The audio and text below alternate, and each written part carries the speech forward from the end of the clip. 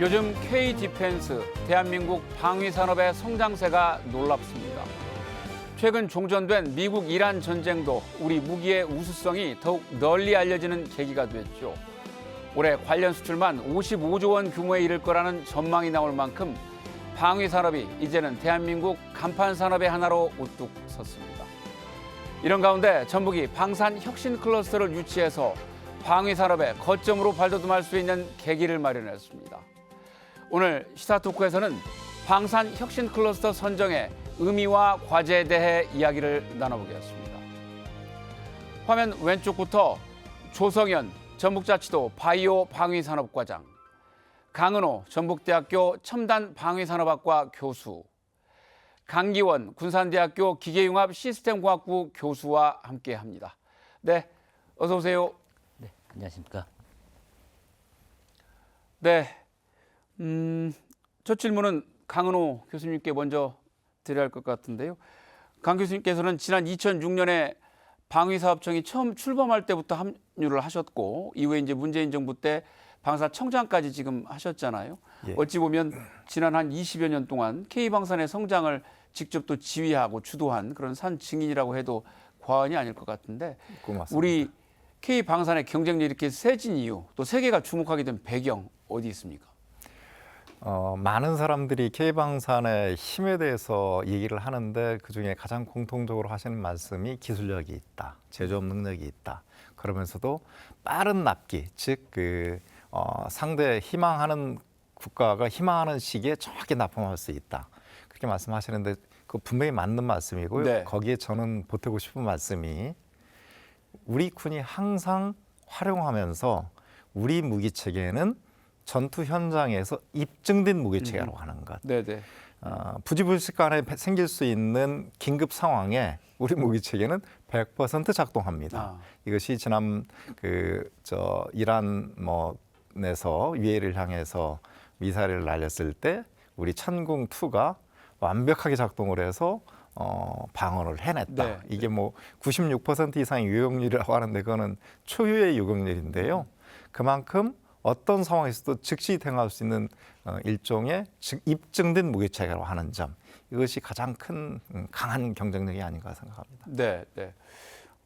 이제 뭐 앞서 제가 말씀드린 것처럼 방위산업이 대한민국 이제 간판 어떤 산업 분야 중에 하나가 이제 됐는데 예. 뒤에서 뭐 자세하게 이제 이야기를 나누겠습니다만 도내에서도 이게 하나의 먹을거리, 성장 동력이 좀 될 가능성 얼마나 있다고 보시는지요? 일단은 산업적 입장에서 바라보기 때문에 이제 먹거리라고 말씀하시는데요. 네, 네. 당연히 먹거리로서 역할을 해야 할 뿐만 아니라 K방산을 우리 전북 특자도가 분명히 주도하고 미래 K방산의 가장 주역이 되는 지역이 될 거다 저는 확신합니다. 그렇게 말씀드린 이유는 첫 번째, 한 지역의 어떤 산업이 그 전체를 이끌어가려면 갖춰야 할 것이 첫째, 미래 발전 방향에 부합하는 산업 구조를 가지고 있을 것. 네. 두 번째, 그 산업 구조에 부합하는 좋은 인재를 양성할 수 있는 체계를 가지고 있을 것. 세 번째, 그거를 방위산업은 국가산업이기 때문에 정부 역할이 중요한데 지역의 정부가, 광역자치단체건 기초자치단체건 지역의 정부가 정책 능력을 가지고 있고 행정 집행 능력을 가지고 있을 이 세 가지가 있어야 한 산업을 이끌어갈 수 있다고 보는데요. 저는 어떤 그 세 가지를 정확히 갖추고 있습니다. 미래 산업 방산의 산업 방향은 소재가 정말 중요한데 그중에서도 특히 탄소 섬유라고 하는 소재는 정말 중요합니다. 근데 전라북도가 그 탄소 섬유 생산의 핵심지고 근거지고요. 그다음에 거기에 맞는 인재를 양성할 수 있는 기본 구조가 대학 등 구조가 정확히 잘 갖춰져 있고 또 연구소도 전라북도 전주에 소재하고 있고요. 세 번째, 저는 전북도청과 그다음에 거기에 참여하는 전주시, 완주군, 그다음에 군산시, 김제시, 부안군의 행정 능력을 지난 3년간 눈으로 봤습니다. 참 잘해주고 있거든요. 그러면 향후에 K방산의 동력을 넘어서서 최고 원천 허브 리더가 될 거다. 저 확신합니다. 네, 알겠습니다. 말씀 듣기만 해도 굉장히 희망적인 기대감이 커지는 것 같습니다. 이런 가운데 전북자치도에 최근 좋은 낭보가 있었습니다. 방위사업청이 공모했던 방산혁신클러스터에 이제 전북이 선정이 됐죠.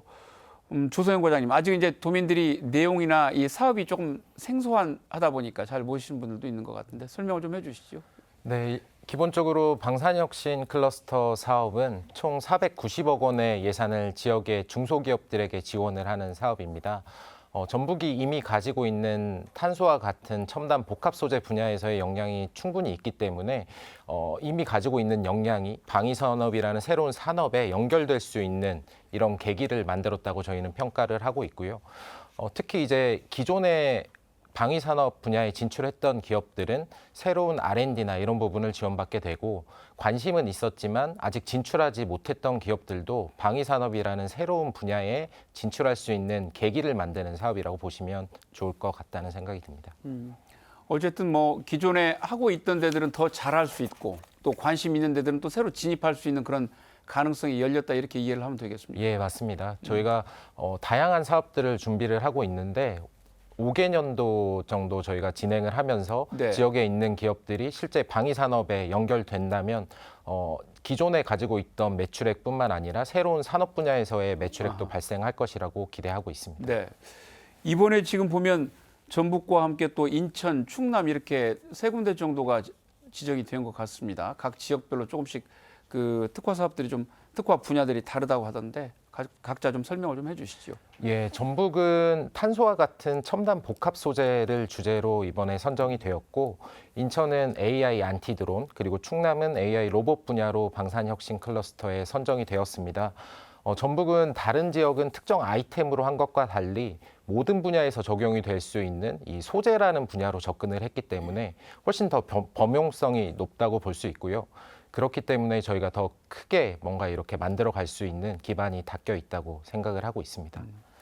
그 말씀 듣고 보니까 강은호 교수님께 잠깐 여쭤봐야 될 것 같은데 그 인천이 뭐 안티 드론 얘기 나왔습니다만 최근에 뭐 러시아 우크라이나 전쟁도 봐도 그렇고 저 이란 전쟁 봐도 그렇고 전장에서 이 드론 활용도가 굉장히 많아진 것 같습니다. 그러다 보니까 우리도 조금 더 미래형 드론 어떤 전투나 이런 거에 대비한다라는 개념으로 좀 이해가 되는데 맞는지요?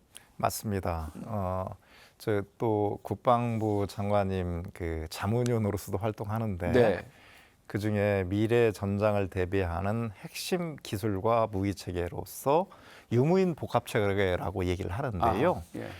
일테면 예를 들어서 전차 한 대에 무인 전차와 무인 드론이 예. 연합을 해서 전투를 벌이는데 이 드론이 AI까지 탑재해서 스스로 전장 환경을 바라보고 필요하면 공격도 해내는 네, 네. 러브 전쟁에서 실제 이렇게 전쟁을 벌이고 있고 예. 이 흐름은 장래 모든 전장 환경을 이런 흐름으로 가게 될 것이고 지배하게 될 겁니다. 중요한 방향이고 우리가 반드시 도입하고 활용해야 할 그런 네. 분야입니다. 그렇군요. 이제 우리가 방산이라고 하면 뭐 전투기, 전차, 미사일과 같은 완제품 무기를 먼저 이제 생각하기가 쉬운데 뭐 앞서 여러 차례 이야기가 나왔습니다만 전북 같은 경우는 첨단 복합 소재, 이제 탄소 관련 산업을 보유하고 있다는 것이 큰 강점이고 또 이제 이것을 방위산업과 연계하겠다는 그런 계획을 갖고 있는 것 같습니다. 강기용 교수님, 이 소재 중요성 좀 설명을 해주시죠. 네, 쉽게 좀 비유를 들어 설명을 드리면요. 스마트폰을 예를 드시면 됩니다. 무기 완제품이 스마트폰이라면 네. 소재는 그 스마트폰에 들어가는 최첨단 반도체로 생각하시면 됩니다. 예를 들어 좀 설명을 드리면은 지난 2022년에 모 스마트폰 회사에서 나왔던 게임 오토마이제이션 서비스라는 사건이 있었습니다. 네. 해당 사건은 내부에 들어가는 CPU, GPU 등의 반도체의 역량 한계로 인해서 스마트폰 전체의 성능을 제한한 그런 사건이었는데요. 해당 사건 이후 그 제조사는 엄청난 비난과 함께 막대한 손해를 받게 되었습니다. 예. 이와 같이 아무리 디자인이 좋고 소프트웨어가 훌륭하더라도 그 안에 들어가는 반도체가 뒷받침해주지 못하면 스마트폰이 제 역할을 못하는 것 같이 방산도 똑같습니다. 현대전장에서 이제 무기 체계를 구성하는 소재는 단순하게 재료를 넘어서 해당 무기 체계의 한계를 결정짓고 활용하는 전술을 결정하는 게임 체형제 역할을 하게 되었습니다.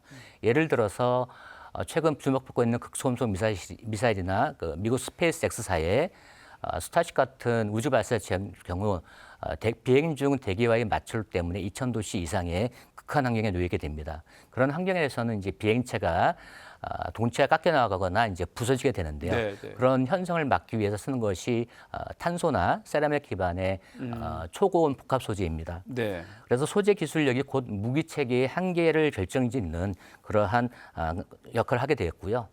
근데 하지만 안타깝게도 우리의 현실은 무기체는 국산인데 그것을 뼈대를 이루는 소재는 특히 탄소 복합 소재는 해외 의존도가 좀 높습니다. 네. 그래서 실제로 우주 발사체의 동체에 해당되는 연소원 같은 경우에 사용되는 고강도 탄소 고급 섬유입니다.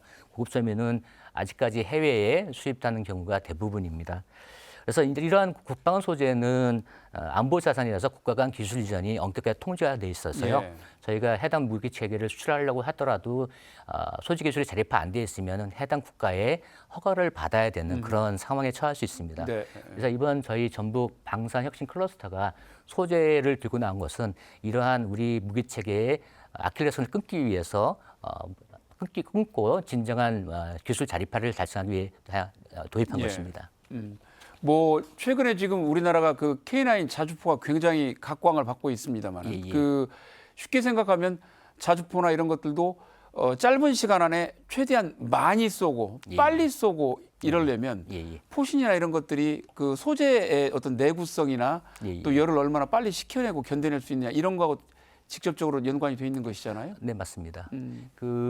지금 저희 복합 소재하고도 직접적인 관계는 없는데요. 네네. 아마 기사를 보셨겠지만은 그 러시아 우크라이나 전쟁에서 유럽의 자주포들이 예. 발사를 하다 보면은 포신이 뭐 원래는 이제 한 1,000발의 목표 수명이었는데 600발밖에 발사하지 못하는 아하. 그런 문제가 있었습니다. 네. 그래서 그 문제는 결국 이제 가공 문제보다는 포신의 소재 문제 그리고 내부에 크롬 도금 문제가 있었거든요. 그만큼 이제 소재가 무기 체계의 한계를 결정짓는 그런 중요한 요인으로 작용하고 있습니다. 네.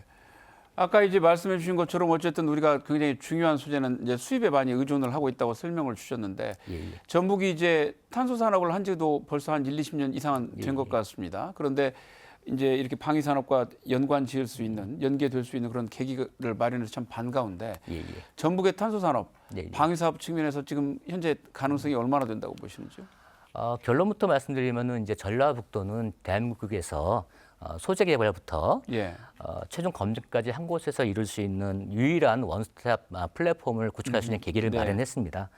아시다시피 전북에는 탄소 섬유 관련해서 원천 기술을 보유하고 있는 대기업과 예. 한국 탄소 산업의 메카 역할을 하고 있는 한국 탄소산업진흥원이 이제 뿌리를 내리고 있고요. 그리고 이제 우주 방사능 복합 소재를 개발하고 있는 우수한 지역 중견기업들이 이제 포진하고 있습니다. 근데 현재 냉정하게 볼 때 전북 탄소 산업의 수준에서는 이제 분명한 한계와 숙제도 존재합니다. 예. 예를 들어서 우주 발사체 연소관이나 이제 방산 핵심 구조물에 쓰이는 고급 탄소 섬유가 있는데요. 이런 경우는 아직까지 이제 양산성이나 균질한 품질을 완벽하게 확보하지 못했기 때문에 가격이 비싸서 여전히 해외 수입 소재에 크게 의존하고 있습니다. 또 하나의 좀 한계는요, 체계 기업이나 이제 국방 앵커 기업이 없는 것도 한계입니다. 게다가 어렵게 국산 소재를 이용해서 부품과 시제품을 만들어낸다 하더라도 이를 실제로 실제 전장 상황과 비슷한 환경에서 검증할 수 있는 대형 평가 장비나 환경이 절대적으로 부족한 상황입니다. 바로 이 점에서 저희 이제 전북에게 방산혁신 클러스터가 빛을 발하게 됩니다. 이번 선정을 계기로 해서 전북에게 방산혁신 클러스터가 추진하고 목표로 하고 있는 첨단 복합 소재의 연구 개발, 네. 그 시험 평가, 그리고 생산, 실증 이런 실증의 전시 플랫폼이 구축하게 됩니다. 그래서 기존에는 국내 기업들이 탄소 복합재와 이를 이용해서 무기체를 개발해 놓더라도 이 전문 검증 체계가 역량이 없어서 막대한 비용을 들여서 이제 해외에 나가서 해외 시험위원회에 의존하게 되었거든요. 예. 그런데 이제 전북에서 이 고질적인 문제점을 해결할 수 있게 되었으니까 국방 소재의 첨단 소재 공급망 정체를 자립하고 선점할 수 있는 상당한 가능성을 확보하게 된 계기라고 생각하시면 될 것 같습니다. 이 방산 관련해 가지고 소재 분야의 그 선진국들은 주로 어느 나라에서 우리가 수입을 해오는지요? 일단은 뭐 뭐니 해도 미국이고요. 네. 그다음에 이제 일본 정도 될 것 같습니다. 우리 흔히 뭐 탄소하면 저도 과문에서 이제 도레이사 뭐 이런 데부터 연상이 되는데 어쨌든 기초과학, 이 소재 산업 충실한 지역들 역시 또 그것도 강국이군요. 네, 맞습니다. 전북 그동안 사실 탄소 산업 육성한 지가 오래됐지만 지역 경제에 이렇게 그 파급 효과가 느껴지고 있지는 않은 것이 현실인데요. 강은호 교수님, 이 방위 산업이 이렇게 본격화되다 보면 이 탄소 산업에도 하나의 그 마중물이 되어서 조금 두 산업이 시너지 효과를 좀 낼 수 있을까요? 어떻게 보시는지요? 당연히 시너지 효과를 낼 것이고 내야만 합니다. 네. 먼저 이렇게 말씀드린 이유를 방위 산업이 어떤 기능을 하는지에 대해서 좀 간략히 설명드리도록 네. 하겠습니다. 방위 산업은 여타 산업과 달리 부국과 강병을 동시에 하는 유일한 산업입니다. 아하. 구체적으로 말씀을 드리면 국가가 향후에 15년, 20년 후에 안정적으로 존재하기 위해서, 나라를 제대로 지키기 위해서 절대적으로 필요한 전략적인 기술이 있다면 네. 그 기술을 국방 분야에서 연구개발을 통해서 그 기술을 개발을 하고 그 개발된 기술을 무기체계에 체화해서 나라를 지키고 그 기술을 다시 민수시장에 활용할 수 있도록 민수화해서 민수시장의 주도성을 확보하는 기능, 이게 방위산업의 존재하는 주요 기능이거든요. 예. 이거를 방산 선진국들은 다 많이 활용 그렇게 하고 있습니다. 한 나라가 방위 산업을 육성하는 근본적인 이유에 여기에 있고요. 그런데 전라북도가 가지고 있는 방위 산업, 그다음에 탄소 산업의 특징이 여기에 그대로 부합된다. 예. 미래 산업 발전을 위해서 미래 산업은 말씀드린 대로 탄소 섬유라고 하는 그 소재가 아주 핵심 소재가 될 것이고, 지금 전자부품에서 반도체가 그 산업의 쌀처럼 네, 열지듯이 미래 유무인 복합 체계나 UAM이라고 불려주는 자동차 산업으로 전환될 텐데, 네. 아니면 로봇이나 이런 게 탄소 섬유 그 쌀에 해당하는 역할을 할 겁니다. 그 소재로서. 근데 그게 방위 산업이라고 하는 통로를 통해서 입증하고 실증이 될 것이고, 그것이 다시 민수장으로 확산될 것이다. 그러면 두 개, 방위 산업은 탄소 섬유를 가지고 있는 탄소 산업의 발전의 통로로서, 실증하는 통로로서 역할을 할 것이고, 그것이 예. 확산될 거다. 이렇게 말씀을 드리고요. 전라북도는 글쎄요, 길면 15년, 짧으면 5년 이내에 한국 산업의 신산업의 진원지, 주도지가 될 거라고 저는 확신합니다. 교수님 말씀 듣고 보니까 사실은 이렇게 그 과학 기술을 총 집약해서 무기 체계를 만들고 국방력을 키우고 민수용으로 전환하고, 이걸 뭐 가장 성공해서 사실상 세계를 지배하고 있다시피 한 나라가 지금 미국인 것이잖아요. 미국이죠. 네, 네. 미국이고, 뭐 요새는 행동을 좀 잘못해서 비판을 받고 있는 이스라엘마저도 네. 이스라엘의 3대 산업 중에 하나가 방산인데요. 아하. 그 나라가 당연히 둘러싸여 있는 여러 그 위협들을 대비하기 위해서 방산을 육성하기도 하지만, 네. 거기서 개발된 최첨단 기술이 민수시장에도 활용되거든요. 아. 그래서 이스라엘 같은 조그만 나라지만 미국의 그 증시에 가장 많은 중소벤처기업들이 이름을 올리고 있고, 아, 그렇군요. 또 신기술 특허 이런 것도 가장 많이 하는 나라 중에 하나가 그 이스라엘인데, 그게 방산에서 원천을 두고 있습니다. 네, 네. 알겠습니다.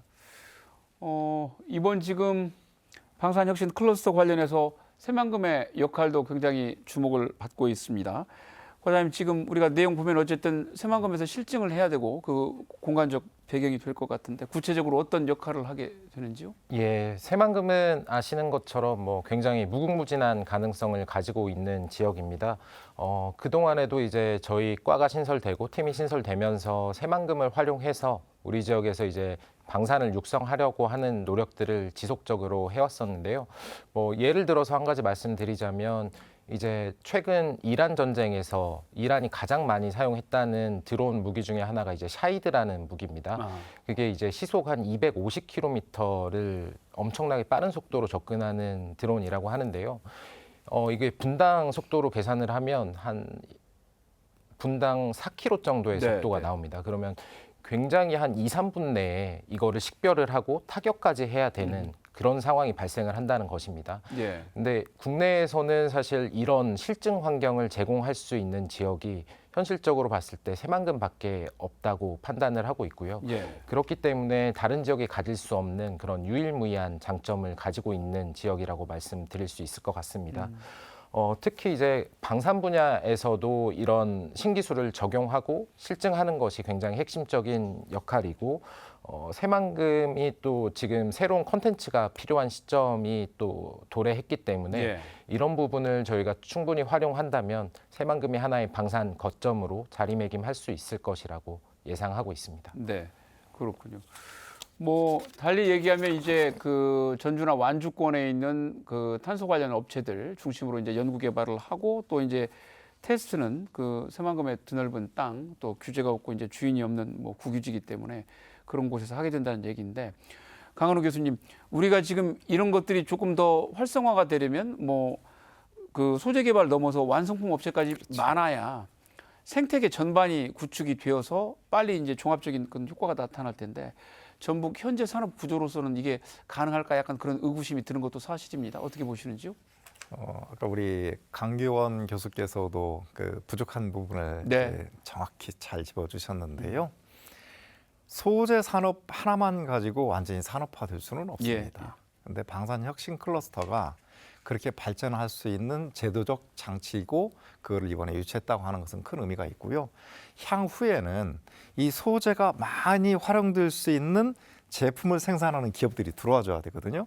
근데 그 제품을 생산하는 기업들은 아직 많이 어디에도 근거지를 두고 있지 않기 때문에 네. 전라북도 유치할 수 있는 많은 뭐랄까 유인을 제공해야 되고 더 불어서 우리 그 전북도청이나 여기 정책 담당자들 그다음에 같이 연구하는 분들도 공감을 하면서 많이 노력을 하고 있는데 그 발전 방향은 결국은 유무인 복합체계 민수화하면 UM이라고 하는 향후 자동차 산업에 부합하는 그런 발전 방향 그 길을 제시하고 거기에 부합하는 기업을 유치했으면 좋겠는데 천만다행으로 피지컬 AI 관련해서 전라북도가 주도하는 도가 됐고 예. 전북대학교 등 학계도 연구를 중심하는 중심지가 됐고 네. 새만금 지역에 또 현대자동차에서 네. 9조 원에 달하는 투자 계획을 밝히고 있기 때문에 그 산업 구조와 이번에 끌어들인 방산혁신 클러스터가 그 산업 구조에 연계하는 쪽으로까지 발전 계획을 만들고 정책 방안을 잡고 지원하는 형태의 활동이 즉시 이루어져야 됩니다. 그러면 향후 미래 산업의 중심지가 될 거라고 저는 확신합니다. 그렇군요. 강경 교수님 뭐 같은 말씀일 수 있습니다만 현재 우리가 이제 방산 혁신 클러스터를 유치한 상황에서 놓고 볼 때 예. 가장 시급한 과제 뭐 어떤 점을 대응을 해야 될까요? 현재 전북 입장에서 가장 시급한 과제는 이제 단편적인 소재 생산을 넘어서 네. 최종 무기체계 조립까지 이어지는 전주기 밸류체인의 완성입니다. 현재 전라북도는 이제 대한민국에서 가장 우수한 탄소 관련 원청 소재 기술을 가지고 있습니다. 네. 그리고 앞으로 이를 실증할 수 있는 시험 평가 인프라도 이제 탄탄하게 구축될 예정입니다. 하지만 이것만으로는 이제 낙후된 지역 산업 전반의 체질을 바꾸기는 곤란하고요. 네. 지역에서 개발된 우수한 소재와 부품을 대량으로 구매해서 이것을 무기 체계로 완성해 줄 수 있는 대형 국방 기업, 저희는 이제 국방 앵커 기업이라고 부르는데요. 국방 앵커 기업의 유치가 절대적으로 시급합니다. 다행히 최근 이제 현대로템의 무주 유치가 이제 확정이 되었지만 좀 더 많은 체급이 필요한 것도 이제 사실입니다. 이와 더불어서 이제 중소기업 입장에서 살펴보면 도내에 이미 자리 잡고 있는 뭐 기기계, 상용차, 뿌리 산업 분야의 기존 중소기업들이 방산이라는 새로운 고부가가치 시장으로 넘어올 수 있도록 사다리를 놓아줘야 됩니다. 네. 아시다시피 방위산업은 일반 제조업보다 품질 인증이나 진입 장벽이 매우 높습니다. 그래서 중소기업 자체에서 진입하기는 좀 곤란하고요. 그래서 이제 지자체와 연구기관들이 한 팀이 돼서 원팀이 돼서 기술 고도화를 지원하고 까다로운 국방 규격을 획득할 수 있는 그런 지원 체계를 마련해야 됩니다. 그래서 한마디로 요약하면 지역 안에서 첨단 소재가 만들어지고 지역 중소기업이 이를 사용해서 정밀 가공을 하고 지역 안에서 전북의 실증 인프라를 이용해서 정밀 검증한 다음에 대형 앵커 기업이 최종적으로 이를 받아서 생산해서 수출할 수 있는 그런 자생적이고 완결성 있는 방산 생태계를 만드는 것이 가장 중요한 과제라고 생각하고 있습니다. 네. 그렇군요. 뭐 방금도 앞서 얘기가 나왔습니다만 이제 방위 산업은 뭐 무기 체계에 이제 적용되는 것이기 때문에 인증이랄지 품질 면에서 뭐 일반 제조보다 훨씬 더 높은 기술력이 이제 요구되는 분야인데 조소영 과장님, 뭐 도내에도 아직 많지는 않지만 관련된 업체들이 좀 있다고 들었는데 어떤 분야의 어떤 업체들인지 좀 소개를 해주시죠. 예, 먼저 이번 사업은 전주에 위치한 HS 첨단 소재가 보유한 탐소 섬유를 기반으로 해서 글로벌 첨단 복합 소재 공급망 내재화라는 목표를 가지고 추진을 하고 있습니다. 저희가 이번 방산혁신 클러스터 사업을 준비를 하면서 지역에 있는 다양한 업체들의 수요 조사를 돌렸는데요. 124개 기업 정도가 이 사업에 참여하고 싶다는 의향을 밝혀왔습니다. 그만큼 우리 지역에 있는 기업들을 한 단계 업그레이드 시킬 수 있는 계기라고 저희는 생각을 하고 있고요. 구체적인 수치로 더 말씀을 드리자면 도내에는 86개의 방산 벤처기업, 협약기업들이 있는 네. 상황이고 4개의 방산 지정업체가 있습니다. 특히 그 데크카본 같은 경우에는 이미 독자적인 기술력을 바탕으로 해서 카이와도 협력을 하고 있는 부분이 있을 정도로 상당히 어느 정도 일정 수준 이상의 기술력을 보유하고 있는 상황이기 때문에 우리 전북자치도가 이번 방산혁신 클러스터 선정을 계기로 하나의 완벽한 생태계를 갖춰갈 것이라고 기대하고 있습니다. 말씀 듣고 보니까 생각나는 것이 지난번에 민주당의 사성장군 출신인 김병주 의원이 아마 당 내에서 뭐 방산 관련 특위 위원장도 맡고 계신 것 같은데 우리 지역에 와서 탄소산업진흥원에서 데크카본이라든지 여러 가지 관련된 업체들하고 간담회도 한 것으로 알고 있습니다. 혹시 관장님도 그때 다녀오셨는지? 예. 저도 이제 관련된 동향은 살폈었는데요. 네. 그때 당시에도 이제 김병주 위원장님이 오셔가지고 우리 지역에 생각보다 많은 기업들이 이 방산 분야에 관심을 가지고 있다는 사실에 상당히 놀라셨다고 저는 생각을 했습니다. 그리고 이 공급망의 내재화라는 것이 단지 우리 지역만의 목소리가 아니라 우리 국가를 위해서라도 반드시 필요한 부분이라는데 동감을 해주고 가셨었습니다. 아까 말씀하신 데크카본도 아마 그 자리에 참석을 했던 것 같은데 카이하고 지금 여러 가지 협조도 진행한다고 하셨잖아요. 예. 거기는 무슨 항공기 브레이크인가 그걸 탄소 소재로 만든다고 제가 들었는데 맞는지 모르겠습니다. 예, 지금 카이하고 그런 부분에 있어서 다양한 협력을 진행하고 있습니다. 네. 그렇군요. 알겠습니다. 어쨌든 우리가 이 방산혁신 클러스터라는 것이 서두에 언급한 것처럼 기존에 하고 있는 데들은 더 확장하거나 더 고도화할 수 있는 길을 열어줄 수 있고 또 관련된 분야에 있는 분들이 또 신규로 참여할 수 있는 그런 또 길을 열어줄 수 있는 사업이기도 한데 두 분 교수님께서는 도내 중소기업들이 이렇게 방산 분야에 또 진출할 수 있도록 도우려면 어떤 지원을 해야 하는지 말씀을 좀 해주시기 바랍니다. 강은호 교수님부터 말씀 좀 해주시죠. 아까 우리 조 과장님께서 우리 도내에 숨어 있는 많은 기업들이 방산에 참여를 희망을 하고 또 실제로 나름대로 이렇게 활동을 시작을 했다 이렇게 말씀을 드렸는데요. 사실 와서 보니까 많이 있더라고요. 그런데 거의 모든 지역에 있는 중소기업들이 K방산이 뜨면서 관심을 갖고 있는 것도 사실입니다. 그 중에서 몇몇 기업들이 살아남을 겁니다. 여기에 제가 말씀드리고자 하는 핵심이 담겨 있는데요. 전체를 다 지원할 수는 없습니다. 진정한 의미에서 생존 가능성 있고 기술력 있는 기업을 선정을 해서 지속적으로 제대로 성장할 수 있도록 해주면 좋겠는데 지원하는 방식은 기술력을 계속 축적할 수 있도록 끊임없이 기술력 향상을 위한 지원 정책 해줄 것. 두 번째, 판교를 인재의 난방 한계선이라고 하지 않습니까? 네. 우리 도에서 육성한 좋은 인재들이 여기에 정주하면서 우리 도내에 있는 우수한 중소기업에서도 일할 수 있는 어떤 지원 장치, 다양한 지원 장치들이 있을 것 같아요. 또 이제 제가 방위사업청이나 중앙정부에도 그런 많은 얘기를 해드리는데 지역의 산업들이 발전하려면 인재들이 거기에서 정주하면서 일을 해야 되는 구조를 만들어줘야 된다. 그 모습을 우리 전북 특자도가 모범적으로 할 필요는 있다. 거기에는 인력을 양성하는 과정에서 전북대나 군산대나 우리 원광대나 좋은 대학들이 있는데 거기에 좋은 인재들한테 학부과정부터 장학금도 주고 대신에 정주하면서 살 수 있도록 하면 그 학생들은 우리 지역에서 다녔기 때문에 꼭 서울 희망하지 않아요. 전라북도에 있으면서 계속 삶의 터전으로 삼고 거기에 기여하는 것도 보람이 있다고 생각하는 학생들이 많이 있거든요. 그런 학생들을 키워서 중소 핵심 기술 가지고 있는 중소기업에 인재를 끊임없이 투입할 것. 저 두 가지만 말씀드리겠습니다. 기술력을 축적할 수 있는 기회를 계속 줄 것. 다 모든 것을 나눠먹기식으로 하지 마라 달라는 뜻이고요. 그다음에 좋은 인재를 키워서 그 중소기업에 투입할 수 있는 인재 양성 및 투입 통로를 만들어 줄 것. 네. 그걸 좀 부탁드리고 싶습니다. 알겠습니다. 네, 강경 교수님.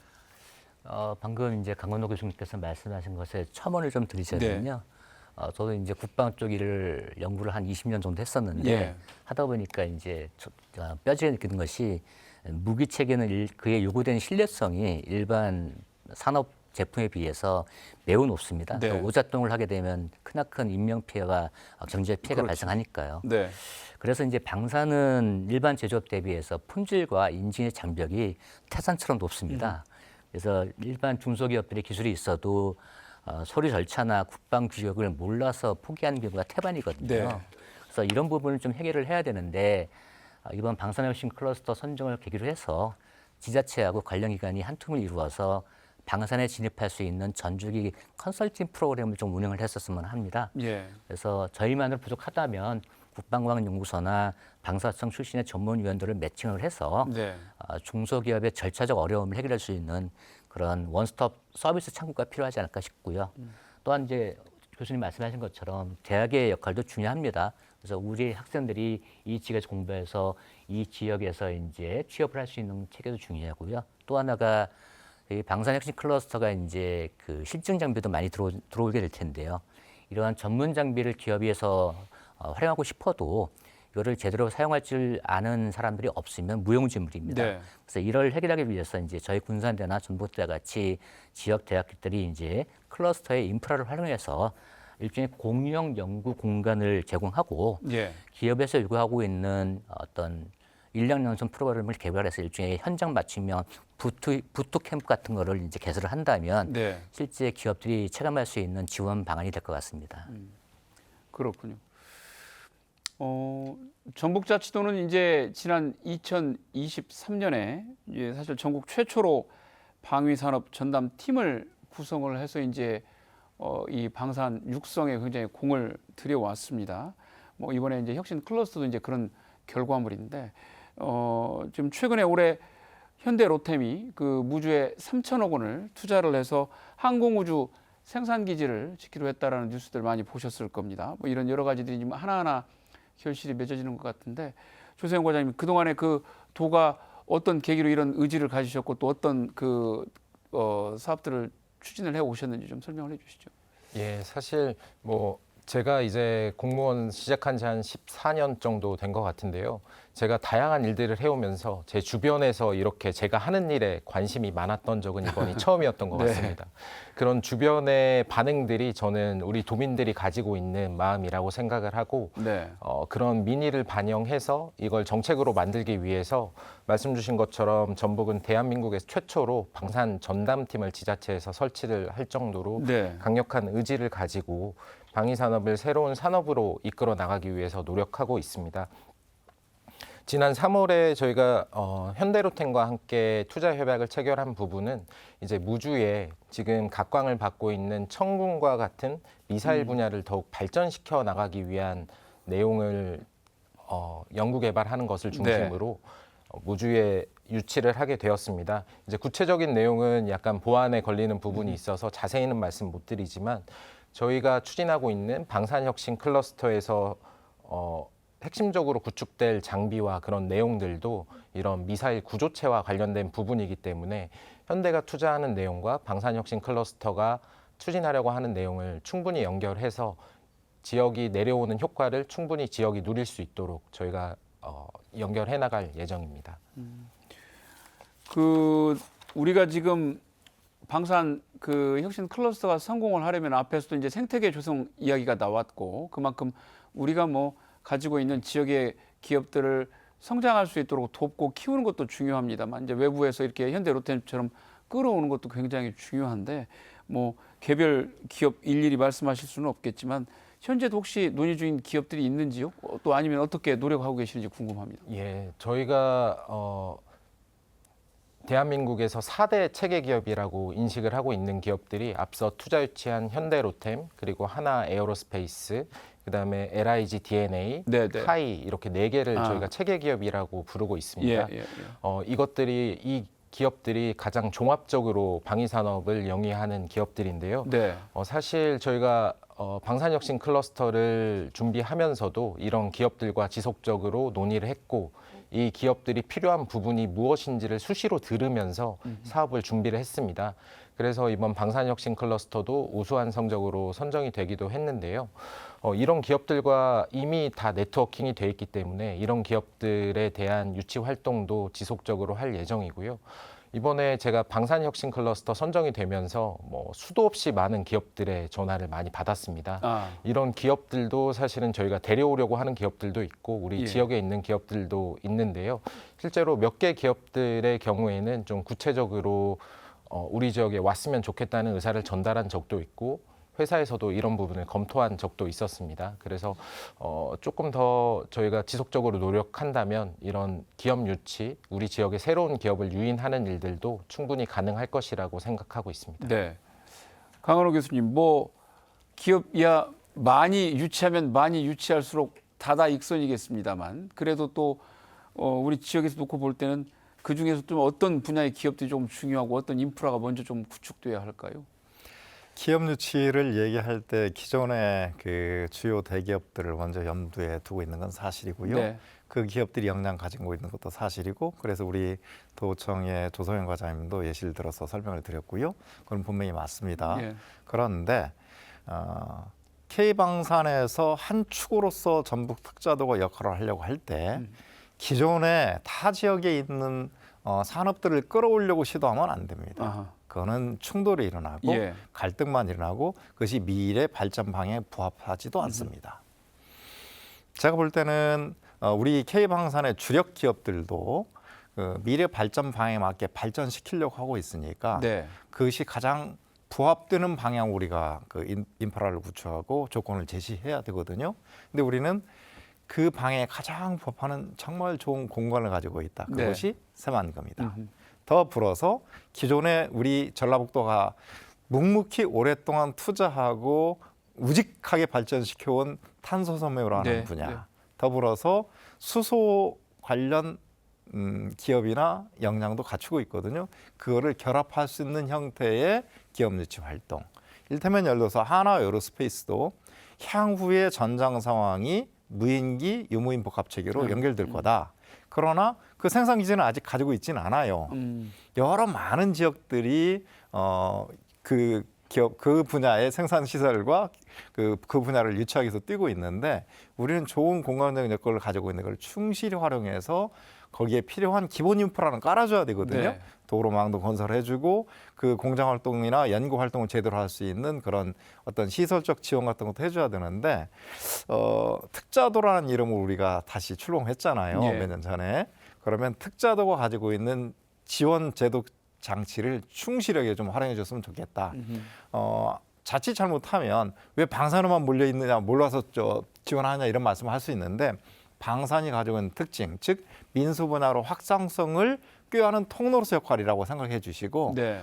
해줬으면 좋겠는데 가장 집중적으로 해야 할 부분 피지컬 AI로 발전할 수 있도록 유무인 복합 체계 그리고 거기에 필요한 연구 인력과 시설을 유치할 것 그것이 기업 유치의 도화선이 될 거다. 그다음 또 한 가지는 아까 우리 강경 교수님 같은 경우 앵커 기관을 말씀해 중요합니다. 국방과학연구소나 방위사업청의 산하기관들 중에 기술품질원이나 국방기술연구소들의 일종의 브랜치 그것이 피지컬 AI와 소재와 연결된 연구 집단들을 유치하는 것도 무지하게 좋은 방법이다. 예. 이 말씀을 드리고요. 거기에 필요한 경우는 전주라고 하는 좋은 정주 조건을 가지고 있는 도시를 가지고 있어요. 제가 볼 때는 와서 보니까 전주만큼 정주 조건 좋은 도시 많지 않습니다. 네. 그걸 매력적으로 그러니까 매력 있게 또 제시도 하고 그 이동할 수 있는 수단 같은 것도 제시한다면 새만금이라는 좋은 공간 거기에 미래 발전 방향에 맞는 우리 방산 기업들이 꾀하는 그 분야, 그 파트를 기존의 분야를 가져오려고 너무 시도하지 마시라. 예. 근데 그 새로운 파트는 우리가 경쟁력이 있다 이 말씀을 드립니다. 앞서 잠깐 언급 나왔던 그 현대 로템 3천억 원 무주 투자도 굉장히 예. 의미가 있을 것 같은데 이 소식 터져 나왔을 때 어떤 생각 드셨어요? 어떻게 봐야 할까요, 의미를? 그 상당히 중요한 의미를 가지고 있는데요. 네. 현대로템은 단순히 전차 만드는 그 방산 기업이 아니고 네. 과거에도 우주 미사일하고 관련된 엔진을 생산하는 그런 핵심 능력을 가지고 있는 예. 기업이었습니다. 거기에 항공 우주 분야로까지 확대해서 진입하기 위해서 무주에 3천억 원을 투자를 해서 거기에 생산 시설과 연구 시설을 구축하려고 하는 건데 그 얘기는 향후에 전북 특자도가 항공 우주 산업에서도 방산이라고 하는 통로를 통해서 중심지로 발전할 수 있다. 예. 우리나라 우주 항공 우주를 하는 주요 핵심 대기업이 한화에어로스페이스, 그 다음에 LIG 넥스원, 카이, 로템 이 네 개를 들 수 있을 텐데 그중에 네, 한 축이 왔고요. 제가 아는 한 한화에어로스페이스도 전북 특자도가 방산혁신 클러스터 지정을 계기로 상암원금이라고 하는 좋은 공간을 보고 많이 생각을 하고 있는 걸로 알고 있고 네, 네. LIG DNA도 마찬가지고 예. 카이도 관심 가지는데 왜 이렇게 자신 있게 말씀드리냐면 네. 제가 첨단 방산학과 학과장이지 않습니까? 전북대 우리나라 네. 최초로 MOU를 맺자고 하면 협업하는 MOU를 맺자고 하면 다 손들고 와요. 아하. 지금 MOU 맺고 있고요.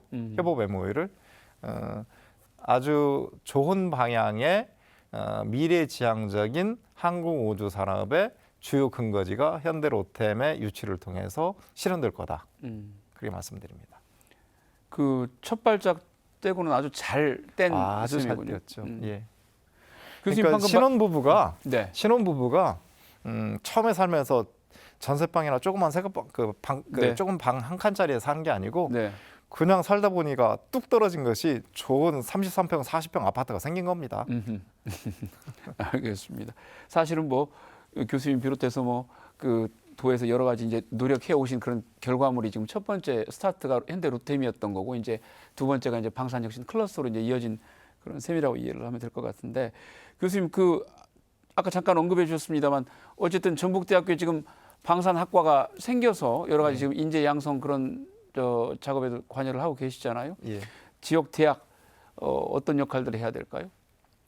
일단은 전북대 첨단방산학과를 좀 소개 겸 홍보할 겸 네. 간략히 말씀을 드리면 우리나라에서 최초로 학부 과정에 설립된 최초 첨단방산학과이고 우리 과가 그 신입생을 모집했는데 아주 우수한 학생들이 몰려왔습니다. 예. 경쟁률도 아주 높았고 네, 네. 더불어서 퍼듀대라고 해서 국방 분야 특히 피지컬 AI와 사이버 세큐리티 관련해서는 카네기 멜론 대하고 세계 1, 2위를 다투는 국방 네. 분야 관련해서는 네. 그 대하고 협업 공동 인재 양성 MOA까지 맺었고 내년 3월에는 공동으로 듀얼 디그리 공동으로 그 석사를 주는 그 MDA Master of Defense Acquisition 국방 그 방산 석사 과정도 이제 내년에는 출범시킬 계획인데요. 예.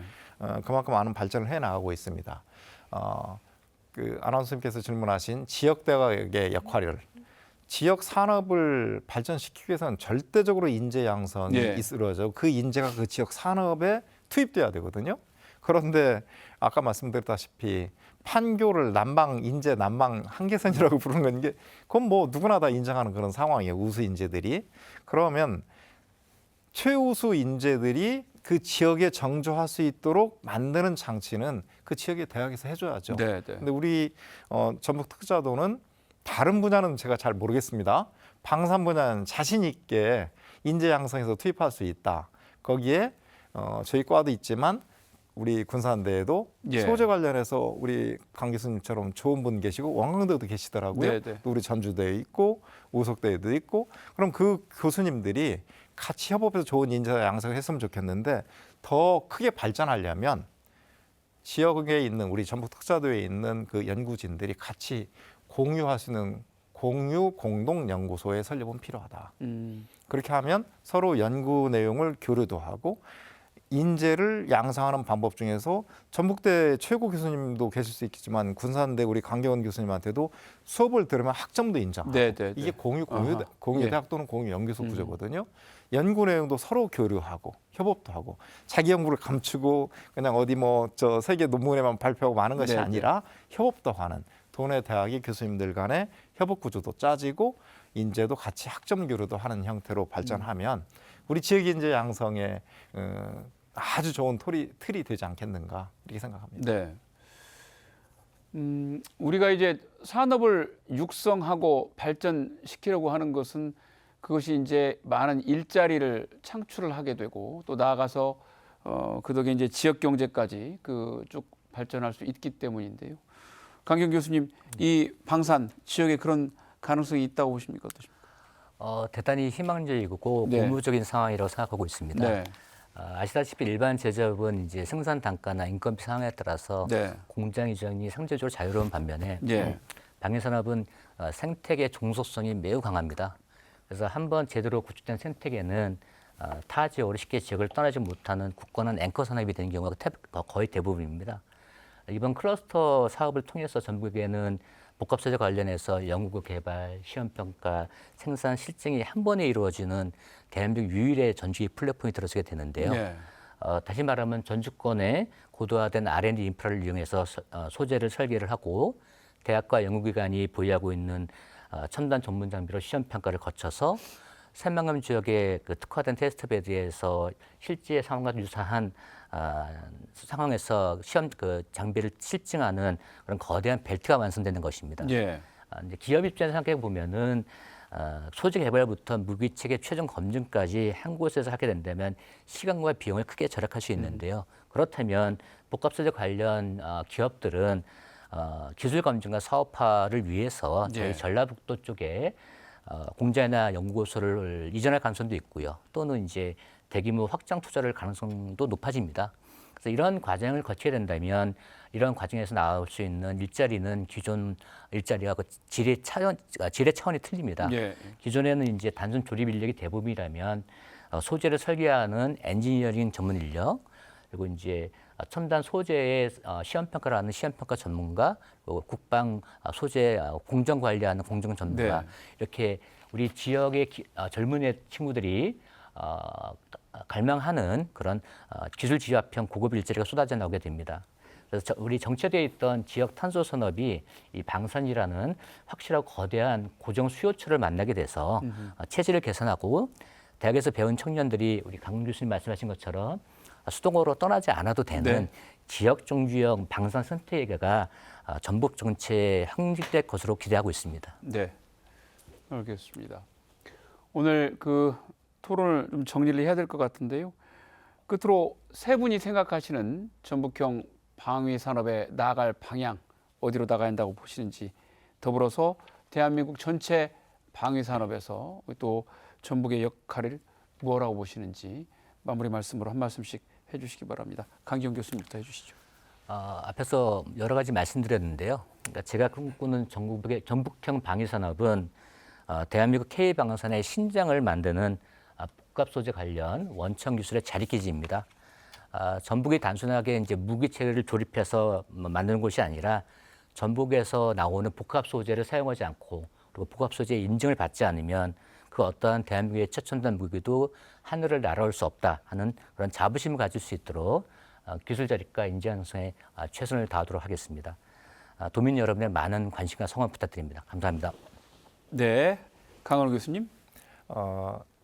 전북의 방산이라면 저는 반드시 두 가지 부분을 꼭 생각해 주셨으면, 그리고 도민 여러분들께서도 인내심을 가지고 바라봐 주셨으면 하는 방향이 있습니다. 첫 번째, 방산 자체, K방산 자체 광주의 크기를 키우는 방향으로 전북이 움직여야 달라. 아까 말씀드렸습니다만 기존의 타지에 있는 방산하고 부딪히면서, 그러니까 이를테면 기계공업 아니면 무슨 뭐 센서, 이거를 뭐 구미 거기에 있는 그 방산 관련 반도체를 여기서 끄집어 오겠다. 네. 그러면 안 된다. 네, 네. 근데 다행히 정말 현명하게 소재라고 하는 타적이 못하는 분야를 집중해서 그 소재를, 탄소섬유라는 소재를 기반으로 방산 발전에 기하는 방식으로 갔고요. 특히나 공급망 관리가 중요한 시점에서 이 소재의, 탄소섬유 소재의 우리 국산화 개발, 그 다음에 집중 활용, 이거는 정말 중요한 역할이거든요. 방산 자체의 기반을 넓히고 큰 역할을 해줬다. 두 번째 방향으로는 타 지역과 협업하는 방식으로 가졌으면 좋겠다. 네. 경남에 있는, 창원 등에 있는 기존의 무기 체계의 어떤 제작 기술, 제작 능력, 그거를 우리 방산, 전라북도 가지고 있는 소재와 피지컬 레이어의 중심의 발전 방향하고 연계시키는 방향으로 노력해달라. 네. 그것이 진정한 의미의 향후 미래 K방산의 전북 특자도가 리더가 아닌가. 지향성을 하나의 구성의 그 방산 전체의 구성하는 전북 특자도가 되지 말고 K방산 전체를 리딩하는 네. 그런 지향성을 가지고 움직였으면 좋겠고, 그러기 위해서는 우리 도민들께서 내년에 일자리 몇 명 늘어났어? 이렇게 따지지 마시고 예. 조금은 인내심을 가지고 기다려 주십사. 그러면 K방산의 중심지는 반드시 듭니다. 네. 그리고 일자리 창출되고 부수적 효과로 좋은 인재들도 여기 몰려올 거다. 이렇게 확신 있게 말씀드립니다. 알겠습니다. 예, 과장님. 네, 대한민국이 글로벌 방산 4대 강국으로 나아가기 위해서는 이런 소재, 부품, 장비의 국산화가 반드시 필요한 과제입니다. 특히 저는 전북에 좋은 두 가지 기회가 열렸다고 생각을 하는데요. 이제 대한민국 방산이 수출이 되기 시작을 했습니다. 다들 아시는 것처럼 K2 전차, K9 자주포 같은 이런 수출 상품들이 만들어지기 시작을 했는데, 그 과실을 온전히 우리나라가 다 흡수하기 위해서는 네. 소재 부품 이런 부분의 국산화가 반드시 필요한 상황입니다. 그리고 또 하나의 부분은 앞서서 말씀하신 것처럼 저희가 다른 지역과 경쟁하는 구도보다는 새로운 영역을 개척해서 나아가야 되는 상황인데, 러우 전쟁이나 이란 전쟁에서 보시는 바와 같이 전쟁의 양상, 구도, 무기 활용 이런 부분이 굉장히 많이 변화를 하고 네. 있습니다. 이러한 상황에서 우리 전북이 좋은 시점에 이런 방산혁신 클러스터라는 사업을 선정받게 되어가지고 굉장히 저로서도 가슴이 떨리는 일이었는데요. 앞으로도 이 대한민국이 방산 4대 강국으로 나아가는 이런 발걸음에 발맞춰서 우리 지역도 함께 발걸음을 맞춰서 더 나아갈 수 있는 좋은 계기로 만들어 갈 수 있도록 이번에 치열하게 준비를 해서 방산혁신 클러스터 사업을 따온 것처럼 앞으로도 계속 치열하게 준비하도록 하겠습니다. 감사합니다. 네, 오늘 말씀 여기까지 듣겠습니다. 네, 지난 3, 4년간 아주 정성스럽게 씨를 뿌리고 공을 들여온 방위 산업이 방산 혁신 클러스터 유치를 계기로 단단한 기반을 갖출 수 있게 되었습니다. 우리 지역의 역량을 모아 박차를 가한다면 탄소 산업과 어우러져서 전북의 새로운 성장 동력이 되는 시기도 훨씬 더 앞당겨질 수 있을 거라고 생각됩니다. 오늘 순서 여기서 마칩니다. 함께해 주신 여러분 고맙습니다.